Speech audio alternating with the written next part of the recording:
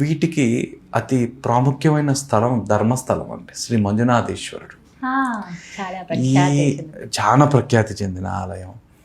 ఈ ఆలయంలో అతని మనస్సు చాలా మంచిదండి, క్షమించే తత్వం ఉంది.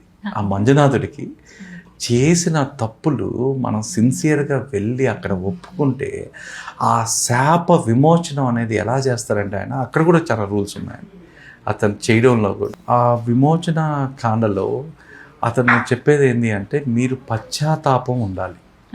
పశ్చాత్తాపంతో మీరు వెళ్ళి ఆ దేవాలయంలో మీకు సాయంత్రం అండి 6:30 నుంచి 8 గంటల మధ్యలో ఇది చేస్తారు. ఇది స్త్రీ శాప విమోచన పూజ అంటారు దీన్ని. ఈ స్త్రీ శాప విమోచన పూజ మీరు ఇక్కడికి వెళ్ళేటప్పుడు వీలైతే మీకు అవకాశం ఉంటే తెల్లని వస్త్రాలతో వెళ్ళాలి.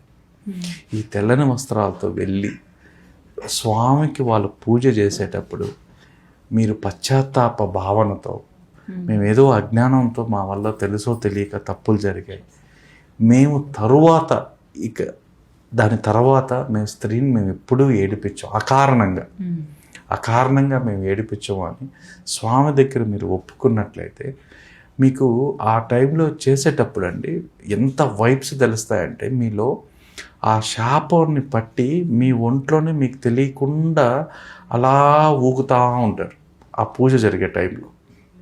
ఆ ఇంపాక్ట్ ఉండేవాళ్ళు ఆ ఒక డీప్ ట్రాన్స్లోకి వెళ్ళి మీకు తెలియకుండానే అలా వైబ్రేషన్స్ వస్తూ ఉంటాయి బాడీలో.